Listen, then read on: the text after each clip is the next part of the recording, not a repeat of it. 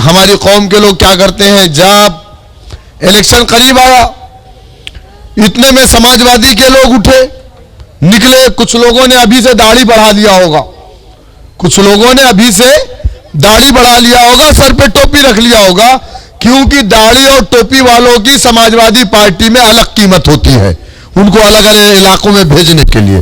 बगैर दाढ़ी टोपी वाले को अगर एक दिन में 300 रुपया, तो दाढ़ी और टोपी वालों को, मुसलमानों को बहकाने के लिए 500 रुपया दिया जाता है।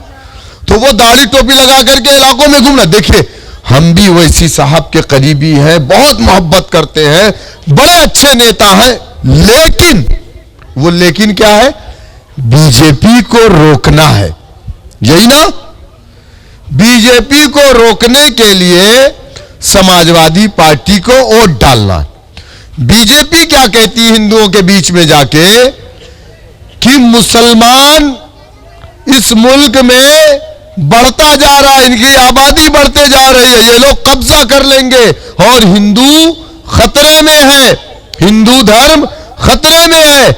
बीजेपी मुसलमानों का खौफ दिखा करके हिंदू वोट ले रही है, समाजवादी पार्टी बीजेपी का खौफ दिखा करके मुसलमानों का वोट ले रही है। फर्क क्या है दोनों में? फर्क क्या है? फिरौन के सामने मूसा अलैहिस्सलाम ने घुटने टेके थे? नहीं टेके ना। इस्लाम की तारीख है, यजीद के सामने इमाम हुसैन ने घुटने नहीं टेके थे। मुसलमान और खौफ दोनों एक जगह इकट्ठा नहीं हो सकते। लेकिन अफसोस की बात है कि हमारी कौम बीजेपी के नाम पर समाजवादी पार्टी को वोट डाल रही है, यानी फिरौन से डर करके नमरूद को अपना लीडर मान रही है। और जब नमरूद की हुकूमत कायम होती है, वो तो उमर फारूक जैसी हुकूमत की तलाश करता है। कैसे हो सकता है ये मुमकिन है मेरे भाई? नहीं मेरे भाई, ये मुमकिन नहीं है। आप लोगों को बताया जा रहा था कि बाहुपुरवा में 12 तारीख को इंशाल्लाह बगाही बाजार के सामने, मैदान के सामने रोड पर इंशाल्लाह मीटिंग है, जिसमें बैरिस्टर अज़हरुद्दीन साहब तशरीफ ला रहे हैं। आप सभी हजरात उसमें जरूर पहुंचे। अब मैं अपने मेहमान खुसूसी जनाब शौकत अली साहब को मदऊ करूंगा कि वो आपके बीच में तशरीफ लाएं, अपने ख्यालात का इज़हार करें।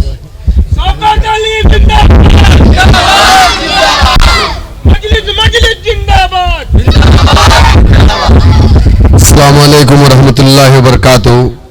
हम लोगों को आगे भी प्रोग्राम में जाना है, चूंकि वक्त कम है और मुकर्रिर हम लोगों के पास बहुत ज्यादा है, क्योंकि मजलिस इत्तेहादुल मुस्लिमीन एक ऐसा प्लेटफॉर्म है, सालार कहते थे कि गूंगे भी आकर के यहाँ बोलने लगते हैं। ये मजलिस इत्तेहादुल मुस्लिमीन, अल्लाह का एहसान है कि मजलिस इत्तेहादुल मुस्लिमीन ने अब बोलने वाला पैदा कर दिया है। जहां हम 70 सालों से खामोश थे, आज अल्हम्दुलिल्लाह हम नहीं, हमारे बच्चे भी माइक लेते हैं तो वो दहाड़ते हैं और अपनी आवाज को इंशाअल्लाह ताला 2022 में उत्तर प्रदेश की विधानसभा में मजलिस इत्तेहादुल मुस्लिमीन भेज करके रहेगी। ये मजलिस की खुसूसियत है। मैं खुद कोई मुकर्रिर नहीं था, लेकिन मजलिस इत्तेहादुल मुस्लिमीन ने मुझे बोलना सिखाया।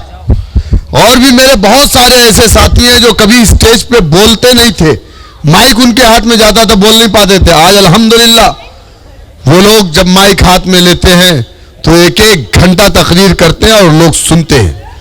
उसकी वजह क्या है आप जानते हैं? इस मुल्क के अंदर सबसे ज्यादा जुल्म अगर किसी कौम के साथ हुआ तो वो कलमे ला इलाहा इल्लल्लाह मुहम्मदुर रसूलुल्लाह पढ़ने वालों के साथ हुआ। और जाहिर सी बात है कि ये जो जुल्म की दास्तान 1, 2 साल 4 साल पुरानी नहीं है, ये 74 सालों से हमारे ऊपर होता आ रहा है। मजलूम हम हैं।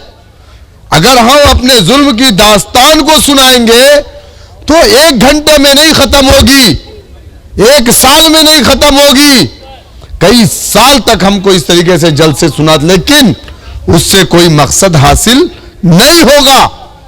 हम यहां 1 घंटा बोले, 2 घंटा बोले, 4 घंटा बोले, ये कोई मकसद नहीं है।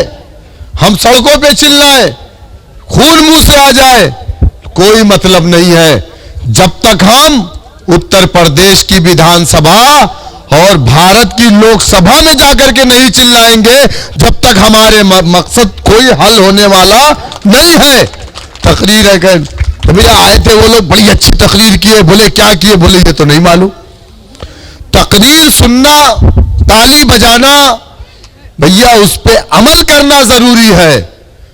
आप हमारी कौम के लोग क्या करते हैं, जब इलेक्शन करीब आया इतने में समाजवादी के लोग उठे, निकले। कुछ लोगों ने अभी से दाढ़ी बढ़ा लिया होगा, कुछ लोगों ने अभी से दाढ़ी बढ़ा लिया होगा, सर पे टोपी रख लिया होगा, क्योंकि दाढ़ी और टोपी वालों की समाजवादी पार्टी में अलग कीमत होती है, उनको अलग अलग इलाकों में भेजने के लिए। बगैर दाढ़ी टोपी वाले को अगर एक दिन में 300 रुपया, तो दाढ़ी और टोपी वालों को, मुसलमानों को बहकाने के लिए 500 रुपया दिया जाता है।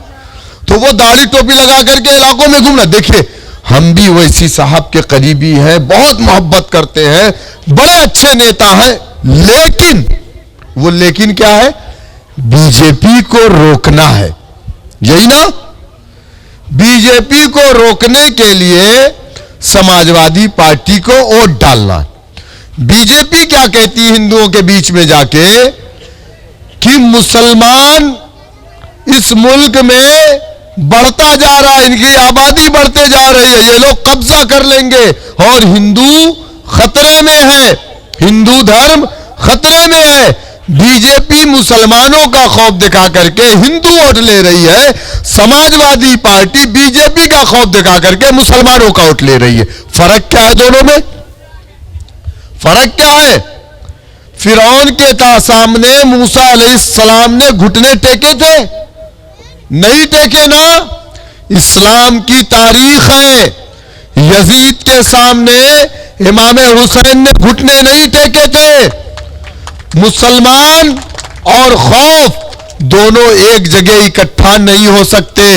लेकिन अफसोस की बात है कि हमारी कौम बीजेपी के नाम पर समाजवादी पार्टी को वोट डाल रही है, यानी फिरौन से डर करके नमरूद को अपना लीडर मान रही है।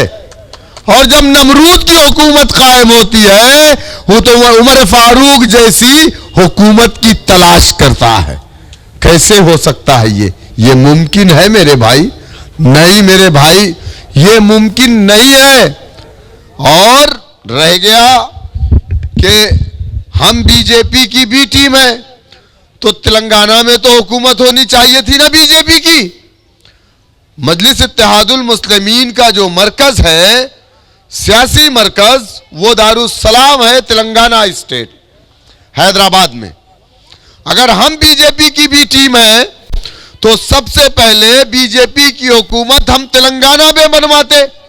लेकिन तेलंगाना जब आंध्रा था तब भी बीजेपी को मजलिस इत्तेहादुल मुस्लिमीन ने पनपने नहीं दिया। अगर बीजेपी की बी टीम बीजेपी को खत्म कर रही है, तो मैं तो कह रहा हूं कि यहां तमाम जो पार्टियां बीजेपी को हराना चाहती है, सब बीजेपी की बी टीम बन जाए, बीजेपी हार जाएगी, है ना भाई? तो ये एक इल्जाम है। इल्जाम तो अल्लाह के नबी पे भी लगा था। कोई कहता था कि अगर ये नबी है तो हमारे कबीले में क्यों नहीं आया, हमारा कबीला बड़ा है। कोई कहता था नहीं ये तो शायर है, कोई कहता था ये जादूगर है। लेकिन मेरे आका ने अपने रास्ते को नहीं तब्दील किया। लोगों ने इल्जामात पे इल्जामात लगाए, लोगों ने पत्थर मारे, लोगों ने ऊंट की ओझड़ियां ऊपर डाल दी, लोगों ने कचरे डाले, लेकिन मेरे आका ने अपने रास्ते को तब्दील नहीं किया जो सिराते मुस्तकीम का रास्ता था। तो हमें मालूम है कि जमहूरियत की सबसे बड़ी ताकत सियासत है। सियासत ही वो ऐसी चाबी है जिससे सारे दरवाजे को खोला जा सकता है। अगर किसी के जहन में यह है मेरा मदरसा मेरी ताकत है, मेरा पैसा मेरी ताकत है, मेरा खेत मेरी ताकत है, मेरी लेदर की फैक्ट्री मेरी ताकत है, तो याद रखो अतीक अहमद साहब, मुख्तार अंसारी साहब से ज्यादा ताकतवर उत्तर प्रदेश का कोई मुसलमान नहीं था। पॉलिटिकल भी थे, सियासत में थे, 5 बार के एमएलए, 1 बार के एमपी, लेकिन एक योगी उत्तराखंड का भगोड़ा जिसने अपने बाप का नाम भी तब्दील कर दिया, उसने उनके घरों को जमींदोज कर दिया। अब आप बताइए ताकत काम आई? सियासतदान भी थे, 5 बार के एमएलए, 1 बार के एमपी, और अल्लाह ने सारी चीजों से नवाजा है। और अतीक अहमद जिस रास्ते से गुजरते थे उस रास्ते पे चलने वाली गाड़ियां साइट हो जाती थी, हजारों का काफिला जाता था। ताकत नहीं थी? आप उनसे ज्यादा ताकतवर है। मुख्तार अंसारी के पास ताकत नहीं थी, 200 लोगों का घर गिरा दिया गया सिर्फ मुख्तार के नाम पर। कौन सी वो ताकत थी जिसने उस घर को गिरवाया? और कौन सी वो ताकत थी जो पार्लियामेंट के अंदर योगी आदित्यनाथ रो रहा था? आज वो दूसरों को रुला रहा है। एक प्रधानमंत्री चाय बेचने वाला बनता है, रात को 8 बजे 500,000 का नोट बंद, पॉकेट में रखा हुआ पैसा पूरा रद्दी कागज। कौन सी ताकत थी बताओ आप? वो सियासी ताकत थी। कौन सी वो ताकत थी जिसने तुम्हारी शरीयत में मुदाखलत किया? वो सियासी ताकत थी। कौन सी वो ताकत थी जिसने CAA जैसे कानून बनाए? कौन सी वो ताकत थी जो NRC पे बिल लेकर के आई? और कौन सी वो ताकत थी जो हिंदुस्तान की पार्लियामेंट में खड़े होकर के बोली? लेकिन वो ताकत कम थी, अकेले थी। अगर वो 10 होती ना तो पूरी पार्लियामेंट को हिला देते। अगर आप ये सोच रहे हैं ना कि सपा की हुकूमत बन जाएगी, हमारे घर नहीं गिरेंगे। समाजवादी की हुकूमत में DSP ज़ियाउल हक को मारा गया था। समाजवादी की हुकूमत में मुजफ्फरनगर का दंगा हुआ, 50,000 लोग रिफ्यूजी कैंपों में थे। समाजवादी के मुस्लिम MP भी थे। जब ट्रिपल तलाक पर बिल लाया गया था, शरीयत में मुदाखलत की गई, लेकिन खामोश थे, नहीं बोले। क्यों नहीं बोले? क्योंकि उनकी पार्टी ने उन्हें बोलने का मौका नहीं दिया। 131 MP SC ST का भारत के पार्लियामेंट में होता है। कितना? 131। उसका ताल्लुक दलित समाज से होता है। उसके बाद दलितों के गले में मटकी लटकाई गई, कमर में झाड़ू बांधे गए, पैर के निशान ना रहे, जमीन पे ना तुक्के, मटकी में तुक्के, नल से पानी नहीं लेने दिया जाता था, बहन बेटियों के साथ बलात्कार, जिना होता था। सुबह उठ के अपने घर की गंदगी नहीं, हमारे घर की गंदगी पहले साफ करते थे। ये उनकी जिंदगी का मुकद्दर बन गया था। कितने MP थे? 131 MP दलित के थे। फिर उसके बाद क्या जरूरत? फिर उसके बाद भी ये अन्याय, ये नाइंसाफी, ये जुल्म, ये ज्यादती हुई। तो काशीराम ने बहुजन समाज पार्टी जब बनाई तब जाकर के दलितों को इंसाफ मिला। आज एक दलित की हत्या हो जाए, लल्लू कुमार कांग्रेस के, चंद्रशेखर समाजवादी, बहुजन समाज, BJP, सारे लोग भाग करके जाते हैं। क्यों? कि किसी दलित की हत्या हो गई। मुसलमानों को पागल कुत्ते को जैसे मारा जाता है घेर करके लाठी और डंडों से, वैसे मार दिया जाता है। ये आर्यनगर का विधायक जो मुस्लिम वोटों की खैरात से जीत करके आया, क्या उत्तर प्रदेश की विधानसभा में तुम्हारी आवाज बना? कैंट का विधायक जो मुसलमान है, मुस्लिम वोटों की खैरात से जीत करके आया, कभी उसने लिंचिंग में खड़े होकर के योगी आदित्यनाथ से उत्तर प्रदेश की विधानसभा में बात किया? इरफान सोलंकी सीसामऊ का विधायक क्या कभी खड़ा होकर के उत्तर प्रदेश की विधानसभा में मुस्लिम मसाइल पर, हमारे मदारिस को जब आतंकवाद का अड्डा कहा जा रहा था, क्या उस पर बात किया? नहीं किया। क्यों नहीं किया? आप बताइए। एक ही आदमी बोलेगा लोकसभा में, दूसरे की जिम्मेदारी नहीं है, और ठेकेदार सब है। बैरिस्टर असदुद्दीन ओवैसी साहब के अलावा इस हिंदुस्तान में बोलने वाला मुस्लिम कोई लीडर नहीं है। अगर है उसका नाम बताइए, मैं उस लीडर के साथ चलने को तैयार हूं। और हिंदुस्तान की पार्लियामेंट में अगर कोई बैरिस्टर असदुद्दीन ओवैसी साहब से ज्यादा काबिल है तो उसका भी नाम बताइए, हम उसके साथ चलने को तैयार हैं। अरे जिस कौम ने दूध में पानी मिलाया, आप बताओ मुझे, मिलावटखोरी क्या है? क्या है मिलावटखोरी? हराम है कि हलाल है? जो समाज सुबह उठ करके पहला धोखा इंसानों को देता है वो समाज यादव समाज है, और उस यादव समाज से आपको उम्मीद है कि यहां से मुझे इंसाफ मिल जाएगा। हाँ, यहां से इंसाफ मिलेगा।